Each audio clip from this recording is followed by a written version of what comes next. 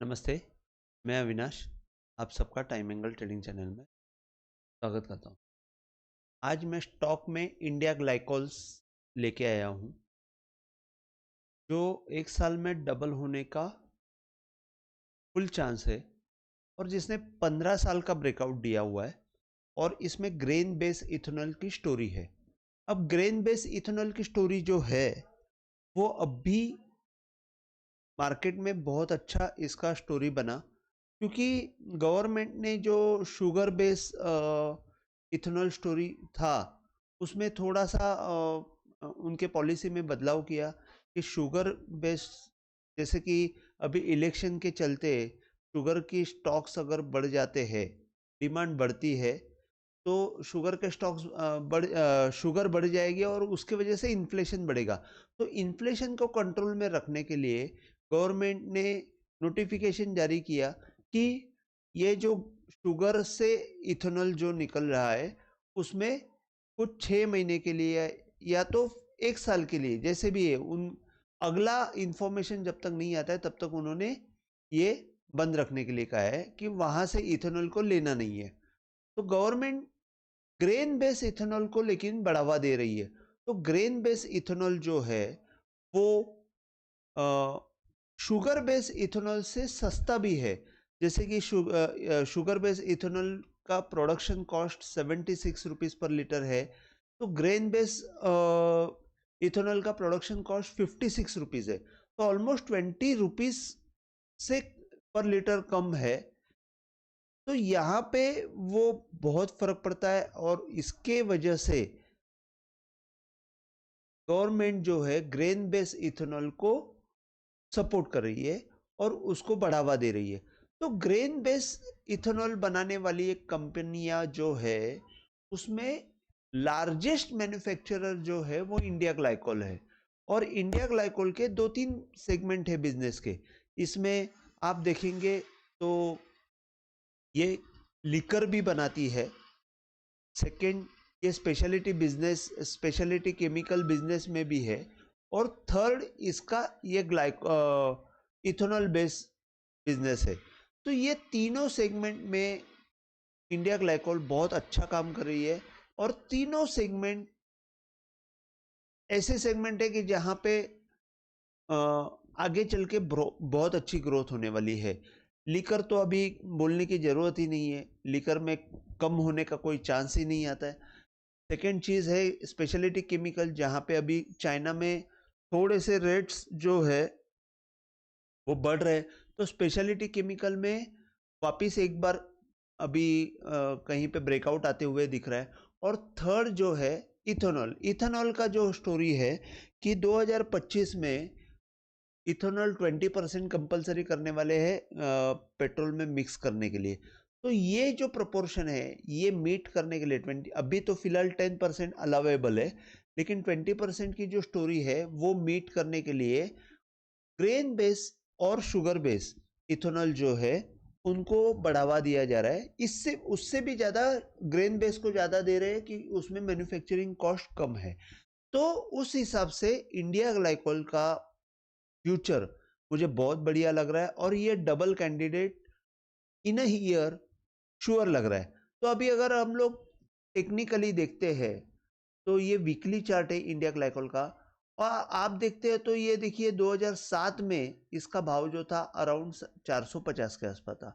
उसके बाद 2018 में 573 था, मतलब वो हाई के ऊपर हाई मारने के बाद 573 करके उसने एक 185 का लो मारा और वहां से उसने 185 से 1100 का टारगेट आपको 2 साल में दे दिया। तो यहाँ पे एक अच्छा रैली दिखाई दिया और वहां से 1100 से एक बार वापस इसने 500 का जोन, मतलब 500 तक आया और अभी 943 में है। तो अभी जो है ये 500 से लेके 943 का स्टोरी यहाँ पे थोड़ा सा वापिस अपवर्ड मोमेंटम आते हुए दिख रहा है। अगर आप ट्रेंड देखते हैं तो ट्रेंड में ऑब्वियसली ये जो लो बना है, ये लो के ऊपर ये लो बना, ये लो के ऊपर ये लो बना, ये लो के ऊपर ये लो बना। मतलब क्या है कि हाइयर लो बनते जा रहा है, हाइयर हाई बनते जा रहा है। अब हाइयर हाई जो बना है, एक हाई बना था 577 में, सेकंड हाई बना था 1100 में। अब 577 और 1100 के बीच का जो डिस्टेंस है, मतलब 600 और 1100 का डिफरेंस है, 500 का डिफरेंस है। अब 1100 के ऊपर का जो हाई बनेगा वो कहाँ पे बनेगा, तो ऑलमोस्ट वो 1600 के आसपास बनने का, 1500 1600 के आसपास बनने का चांसेस है। अभी जो है ये 943 का भाव है। तो एज पर टेक्निकल, जैसे कि ये मैं आपको दिखा रहा हूं कि यहां से एक सेकेंड, अगर मैं ये एक्यूमुलेशन देख रहा हूं 15 साल का, 2007 से लेके अब तक, तो यहां पे आपको एक बात दिखाई देगी कि इसने जो 573 का एक हाई मारा था, वहां से ऊपर जाने के बाद 1100 होने के बाद वापस 500 के आसपास आया और अभी वापस अपवर्ड जर्नी रिज्यूम कर रही है। तो ये क्या हो रहा है कि अभी ये हाई नया मारने की पूरी प्रोसेस चालू हुई है। तो ये जो 15 इयर्स ब्रेकआउट है, जो हमको ऑलमोस्ट 600 के आसपास आया था, अब हमको 940 के आसपास मिल रहा है। तो जब ये कंफर्म हुआ तो ये ऑलमोस्ट 740 के आसपास, मतलब ये भाव में कंफर्मेशन आया था कि हाँ ये ब्रेकआउट आया हुआ है। और ये भाव के यहाँ पे ब्रेकआउट आने के बाद, ब्रेकआउट क्यों आया, तो इथरनेट की स्टोरी चल गई। तो यहाँ से अभी एक जस्ट स्टार्ट है। अगर हमको डाउन साइड रिस्क अगर हम लोग देखते हैं तो मैं बोलूँगा 700 के नीचे है नहीं, और यहाँ से हमको ऊपर का टारगेट जो है वो करीबन, अगर हम ये टाइम एंगल के हिसाब से देखते हैं तो मैंने ऑल टाइम हाई, जो फर्स्ट ऑल टाइम हाई बना था, वहां से अगर मैं टाइम एंगल डालता हूं तो ये टाइम एंगल का जो ब्रेकआउट है तो 1260, तो 1250 का फर्स्ट टारगेट रहेगा। और अगर यही टाइम एंगल के ऊपर मैं गैन का अगर गैन फैन डालता हूं तो हमको सेकंड टारगेट, जैसे आप देखेंगे गैन फैन में यहाँ पे 2/1 के ऊपर इसने कंफर्म किया हुआ है, तो 2/1 के कंफर्म किया है तो 1/1 के नीचे नहीं जाना चाहिए, 3/1 के नीचे नहीं जाना चाहिए। तो दैट इज ऑलमोस्ट 720। तो 720 इज द 700 का जो है वो रिस्क है। फर्स्ट टारगेट जो 1250 करेगा, और सेकेंड टारगेट जो रहेगा वो आपको 2000, मतलब मैं उसके बीच में एक 1600 का टारगेट, और थर्ड टारगेट जो रहेगा 2000 के आसपास रहेगा। तो ये जो टारगेट है वो इजीली अचीवेबल है।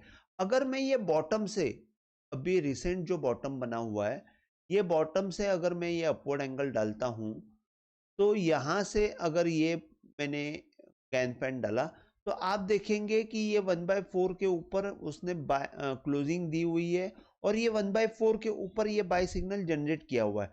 1/4 के ऊपर बाय सिग्नल जनरेट किया है, तो यहाँ से इसका टारगेट 1600 के 1700 रहेगा।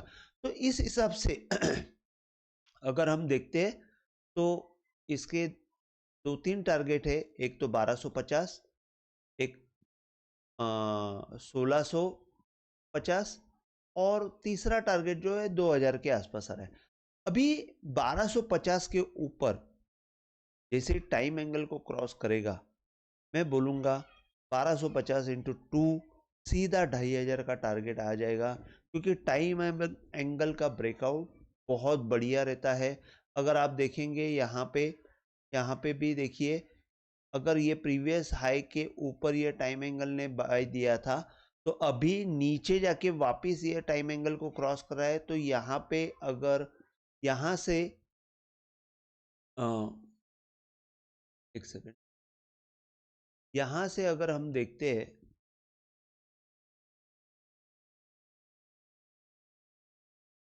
तो ये जो 525 से लेके 1147 है, यहाँ से आपको 1770 और 2400, ये दो टारगेट मिल रहे हैं। और इन दैट केस आपको मोमेंटम कभी मिलेगा, इसका जो 75% का जो कॉस्ट है, मतलब 1000 के ऊपर आपको बहुत अच्छा इसमें मूवमेंट मिलेगी। अब 1000 के ऊपर मूवमेंट मिलेगी तो आपको लेना कौन से जोन में है, तो 950 से लेके 700 के जोन में आपको बाय करना है।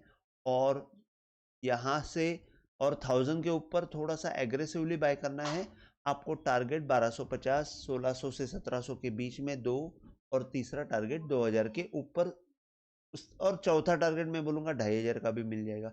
ये 4 टारगेट तो मैं बहुत इजीली अचीवेबल होते हुए दिख रहा हूँ, क्योंकि उतनी ग्रोथ उसमें आने वाली है।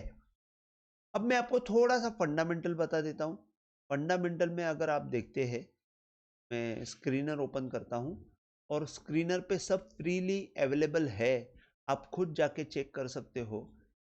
तो यहाँ पे स्क्रीनर में जब मैंने इंडिया ग्लाइकोल के फंडामेंटल ओपन किए, तो आप देखेंगे इसका पी जो है 20 का है और ईपीएस जो है 51.7 का है। अब पी और ईपीएस इनको अगर आप मल्टीप्लाई करते हो तो आपको करंट प्राइस मिलती है। तो बुक वैल्यू जो है 635 है, और इंट्रिंसिक वैल्यू भी, मतलब जैसे मैं सिर्फ बोल रहा हूँ, आपको दिखा देता हूँ। बुक वैल्यू 635 है, इंट्रिंसिक वैल्यू भी 635 है। तो 635 ये उसका फेयर प्राइस है, और फेयर प्राइस से हम ज़्यादा से ज़्यादा 1.49, मतलब बहुत सस्ता ही मैं बोलूँगा। वैल्यूएशन वाइज इंडिया ग्लाइकोल बहुत अच्छा है। 10 का फेस वैल्यू है, डिविडेंड यील्ड 0.79% है, और इसमें सबसे बात ये मेन चीज है, इंडस्ट्री पी जो है 30 का है, और अभी स्टॉक का पी 20 का चल रहा है। अब इसमें थोड़ा सा आरओई अगर बढ़ जाता तो मजा आ जाता था, लेकिन अभी आरओई बढ़ने के चांसेस बढ़ेंगे, क्योंकि जैसे ग्रोथ बढ़ेगा वैसे आरओई बढ़ेगा। ईपीएस 51.7 है, प्रमोटर होल्डिंग 61% है, प्लेज जरा भी नहीं है, और डेप्ट अगर हम देखते हैं तो 1100 करोड़ का गैप डेप्ट है। अभी एफआई होल्डिंग 1.29% है।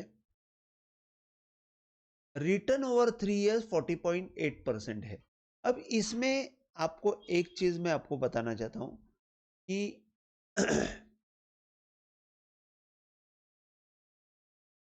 ये जो है, ये कंपनी 3 सेगमेंट में काम करती है, जैसे मैंने बताया हुआ है। एक लिकर, स्पेशलिटी केमिकल, और इथेनॉल्स। तो इसमें ये 3 हो गए। अब ये जो इनका स्पेशलिटी केमिकल का बिजनेस था, उन्होंने क्लैरियंट के साथ एक जेवी किया था, जिसमें क्लैरियंट का 51% का स्टेक है और इनका 49% का स्टेक है। तो ये जो स्पेशलिटी बिजनेस में ये दोनों मिलके बहुत जोर से इसमें एक ग्रोथ आने के चांसेस है। न्यू प्रोडक्ट डेवलपमेंट में जो है, कंपनी जो है इथेनॉल बेस अभी नया सेटअप भी कर रही है, ऑलरेडी है। Convert into MEG and ethoxylates, recycle industrial carbon emission and convert it into MEG. It is design a high value product with complex as well as novel chemistry for the first time in the world for application for enhanced oil recovery of the oil and gas industry in collaboration against leading multinational company. तो ये company जो है largest manufacturer है grain ethanol की। अब company ने जो focus किया हुआ है, वो मेन फोकस है several developments in R&D, like the development of 100% biodegradable industrial chemical and surfactants derived from renewable feedstock, enzyme based products for designing soaring peroxide bleaching process, environmental friendly surfactants for ZC formulation। मतलब speciality business में इन्होंने जो Clarion के साथ जेवी किया है वहां पे वो फोकस कर रहे हैं, प्लस इथेनॉल का बिजनेस है। यहाँ पे मुझे सिर्फ ग्रोथ दिखाई देती है। अगर हम लोग पी का चार्ट देखते हैं, पी का चार्ट में ऑल टाइम हाई पी जो था उसका, वो 43 का था, और लो यहाँ पे के बाद जो लो बना था 4 का। तो आप देखेंगे 40 का डिफरेंस है। अब ये 40 का डिफरेंस है, इसमें यहाँ पे मुझे दिख रहा है कि ये जो हाई है 21 का, रिसेंट जो हाई बना था 21 का, और लो था एक 10 का, मतलब 11 का डिफरेंस है। और मैं ये देख रहा हूं कि ये 11 का डिफरेंस में यहाँ पे अभी पी का चार्ट ने एक ब्रेकआउट दिया हुआ है, और ब्रेकआउट जो आया हुआ है अभी 20 का ब्रेकआउट है। 20 पे है पी, तो मेरे हिसाब से ये जो ब्रेकआउट आया हुआ है वो यहाँ से 10 का डिफरेंस है, मतलब 20 एक मिनट, यहाँ पे जो 21.8 मतलब 22 का जो पी है प्लस 10 मतलब 32 का पी मैं एक्सपेक्ट कर रहा हूँ कि आने वाले साल में आपको 32 का पी मिलेगा।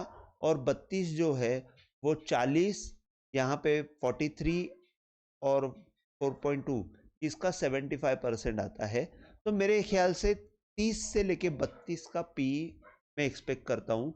अभी लेटेस्ट ईपीएस जो है 46% है, जिसमें आप देखेंगे कि यहाँ पे ग्रोथ जो है नेट प्रॉफिट हर साल का सेल्स जो है, एक्चुअली सेल्स में उतना ग्रोथ नहीं मिल रहा है। मैं देख रहा हूँ यहाँ पे 2300 2800 2600 2600 नॉर्मल स्पीड में है, लेकिन मेरे ख्याल से ये स्पीड बढ़ेगा क्योंकि इथेनॉल में उनको और स्पेशलिटी सेक्टर में यहाँ पे डिमांड आ रही है और बढ़ेगी, तो उस हिसाब से सेल्स बढ़ेंगे। और ये नेट प्रॉफिट जो है अगर आप देखते हैं तो 2020 में 115 था, 2021 में 130, 340, यहाँ पे अच्छा ग्रोथ आया था कोरोना के बाद। इसके बाद वापस ड्रॉप हुआ 141 और 179। तो अगर आप देखते हैं तो यहाँ पे 20% का ग्रोथ से आराम से ये अगले 1-2 साल में बढ़ेगी। तो 20% का ग्रोथ अगर देखते हैं तो ये 140 का 20% बोलेगा तो 14 समझो 30 पकड़ो, तो 180 का यहाँ पे ग्रोथ दिया हुआ है। 180 ऑलमोस्ट ये साल में 180 वो अचीव करने वाला है। और अगर 180 कंटिन्यू रखता है और अगले साल 180 का अगर 20% हम लोग देखते हैं तो 180 प्लस 36 तो 216 का यहाँ पे उनका प्रॉफिट हो जाएगा। और ईपीएस जो है 20% अगर देखते हैं तो अभी का ईपीएस जो है 51.7675 है, तो इंटू 20 डिवाइडेड बाय 100 तो 10.35 प्लस 51.75 तो आपको 62 का ईपीएस मिलेगा। तो मैंने आपको बताया कि 62 का ईपीएस और पी जो है 32 का, तो 62 62 इंटू 32 2000 का टारगेट मेरा नेक्स्ट ईयर में कंफर्म आ रहा है एज पर फॉरवर्ड पी और ईपीएस के कैलकुलेशन में। ये मैं जो एनालिसिस कर रहा हूँ वो सिर्फ मेरे एंड से मैं आपको एनालिसिस बता रहा हूँ। आपको आपके एंड से भी आपको एनालिसिस करना है और डिसीजन लेना है कि ये कंपनी कैसी है और उस हिसाब से आपको इन्वेस्टमेंट में डिसीजन लेना है। ये कंपनी का रिजर्व जो है 1900 करोड़ का है और बोरोइंग जो है 1100 करोड़ की है, लाइबिलिटी 2000 करोड़ की है। तो इन वेल कंट्रोल कंपनी है, कैश फ्लो भी ठीक ठाक है, कोई तकलीफ नहीं है। अभी अगर हम लोग इन्वेस्टिंग एक्टिविटी देखते हैं तो इन्वेस्टिंग एक्टिविटी में फिक्स एसेट उन्होंने परचेस की है 400 करोड़ की, तो 440 करोड़ की, तो वो तो बहुत अच्छी बात है। इसके वजह से वो कैश फ्लो माइनस दिख रहा है, नहीं तो अदरवाइज वो कैश फ्लो प्लस में दिखता था। और इसके बाद अगर फाइनेंसिंग एक्टिविटी देखते हैं तो रीपेमेंट ऑफ बोरोइंग कर रहे हैं जिसमें वो 200 करोड़ 150 करोड़ गया हुआ है और प्रोसीड्स फ्रॉम बोरोइंग वो भी कम हो रहा है, 322 का 297 हो गया है। इंटरेस्ट पेड किया हुआ है 99 करोड़ और डिविडेंड पे किया है 23 करोड़, डिविडेंड भी पे करती है ये कंपनी। तो ऑल इन ऑल ये बहुत अच्छी कंपनी मुझे लग रही है। रिस्क वाइज अगर मैं देखता हूँ तो मार्जिन ऑफ सेफ्टी बहुत अच्छी है जिसमें, और मेरे हिसाब से अगर आप इनका प्रमोटर होल्डिंग देखते हैं तो 61% है, एफआई होल्डिंग 1.29% है, एफआई टीआई कम है और पब्लिक जो है 37.63% है। अगर आप इनका पीपीटी देखते हैं तो पीपीटी में यहाँ पे इन्होंने वही चीज़ें सब बताई हुई है कि portable spirits, biobase, specialty and performance chemical, in nature, bioform, ये 3 सेगमेंट में वो काम कर रही है। और हाईलाइट जो है grain base ethanol capacity help mitigate impact of ethanol cost increases, cost pressure continuing with high international ethanol prices has been significant headwind. However, some signs of softening in future. EB commence production of Nitokin Kashipur doubling the capacity, continue focus on building the branded nutraceuticals range. Current capacity in grain-based ethanol will be used for PS and biofuels, helping both top line and bottom line growth. तो इस हिसाब से ये company growth line के story में है, growth इनकी अच्छी हो रही है।